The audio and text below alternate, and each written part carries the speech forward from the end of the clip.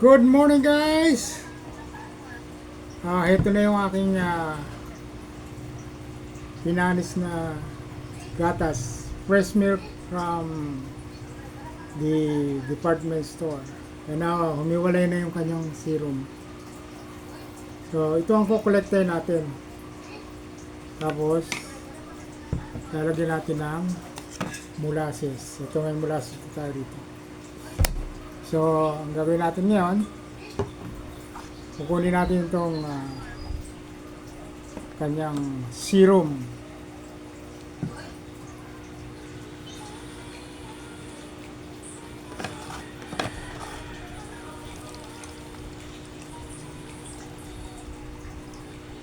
Guys, oh.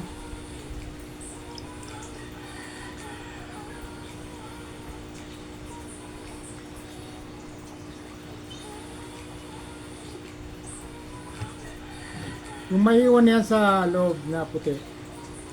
Yan yung kesong puti.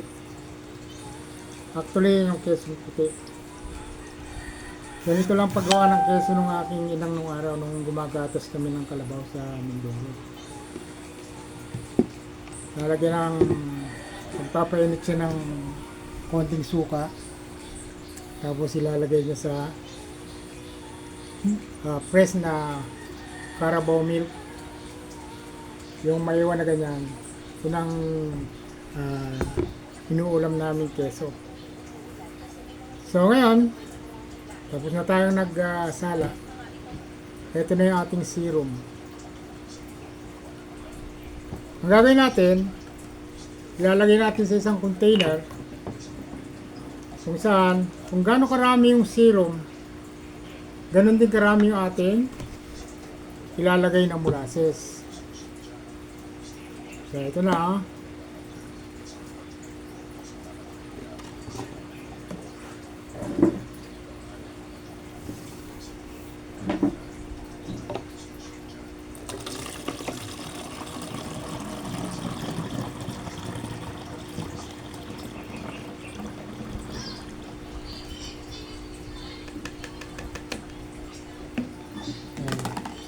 Ito na sila ito.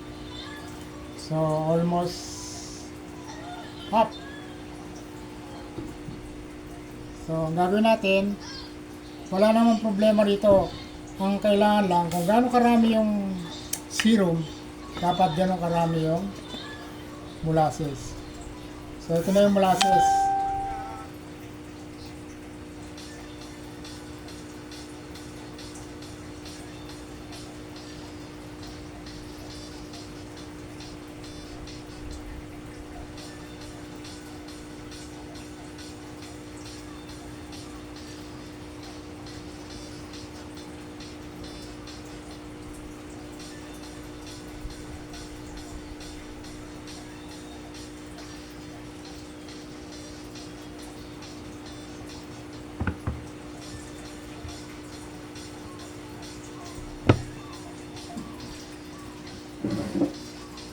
So, ito na siya guys. Ito ay ready na for preparing our probiotics. Ano? Mix lang natin. Mekos lang. Walang problema kung masobrahan mo yung molasses. Kaya ako hindi na nagsusukat pagdating doon.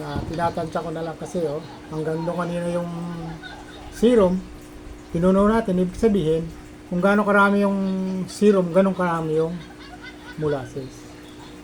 So, ready na ito guys.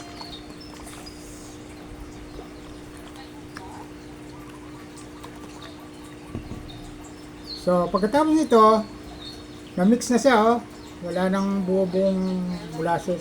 Ihalo na rin sa serum. Pwede na siyang ihalo sa tubig para ilahok naman natin sa inumin ng manok or ihalo natin sa pagkain ng manok or pagkain ng kadapati. Sa bawat isang litrong tubig, lalagyan naman ng 10 ml nito saka 10 ml uli ng molasses. Bakit ganon? Kasi ito, pag nalagyan ng molasses, yung bacteria dyan magmumultiply. Kasi meron siyang makakain na molasses.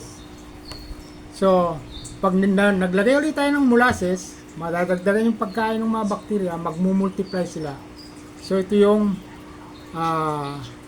effective bacteria na ibinibigay sa mga hayop. Okay guys?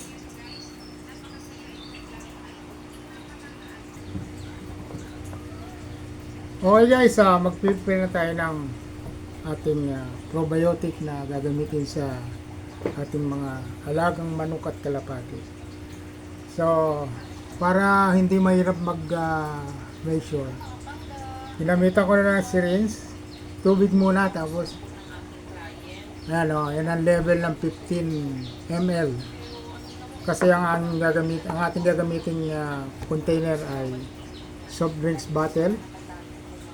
At ito ay 1.5 liters capacity. So dapat, kung ang ratio ay 1 liter of water is 10 ml of this prepared mixture of serum and molasses, so gagamit tayo ng 15 ml.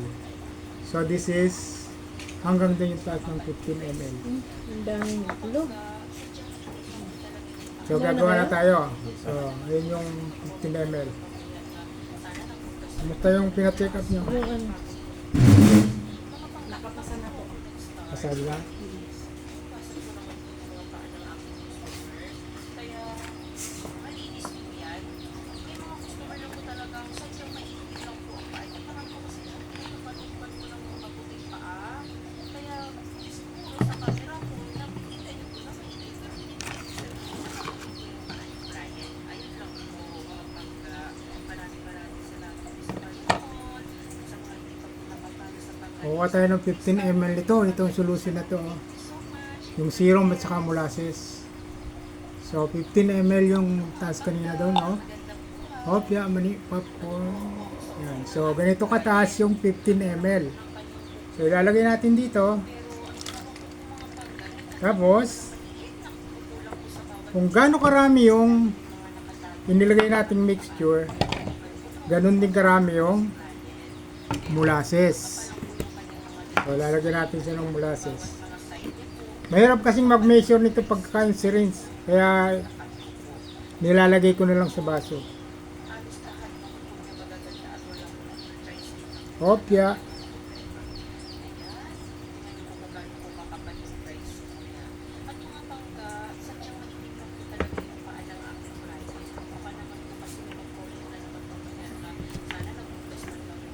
Walang problema guys kung madami man siya. Mas madaming molasses, mas maraming kakainin yung mga bakterya, mas mabilis silang dumami. So ito na 15 na ml of molasses. Sadyang mainit lang po ang paa. Hindi naman po kasi napalupan ko ng mabuting paa. Kaya siguro sa camera So lalagyan na natin ng tubig.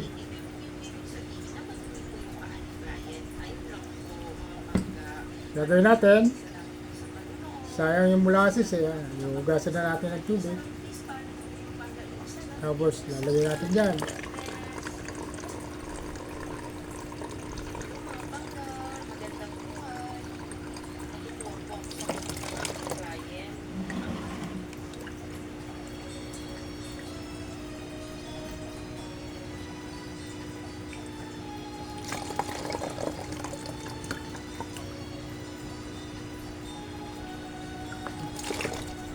Siya nga pala hindi pwedeng gumamit ng chlorinated water. Yung may chlorine.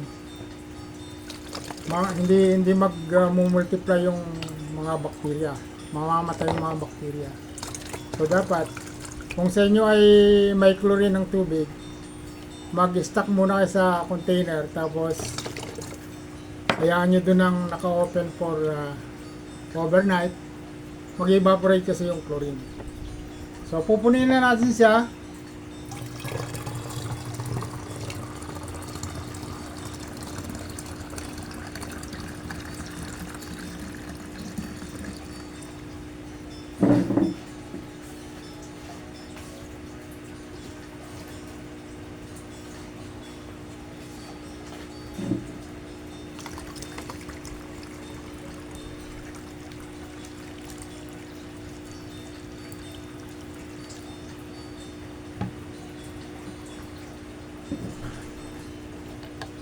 Mapapansin nyo, hindi ko pinuno. Kasi pag nakapag-multiply na yung bacteria, magkakaroon ng napakalakas na Nandun pressure yung dito. isda sa ano, So, sa rola. dapat meron siyang Yung kanin, oh. sisingawan pa. Kunin nyo na, oh. Kumain kayo. So, ito na guys. Ready na ito. Hihintayin na lang natin ng mga Nag-iho kami ng alam. hanggang pinasok na 7 ubos namin. days or Akala ko more. Hindi kayo kakain dito. pagkakapunong-puno yung pressure, matigas na ito. So, ibig sabihin nun, marami na siyang bacteria na na-develop. So, yun lang guys. Thank you for watching.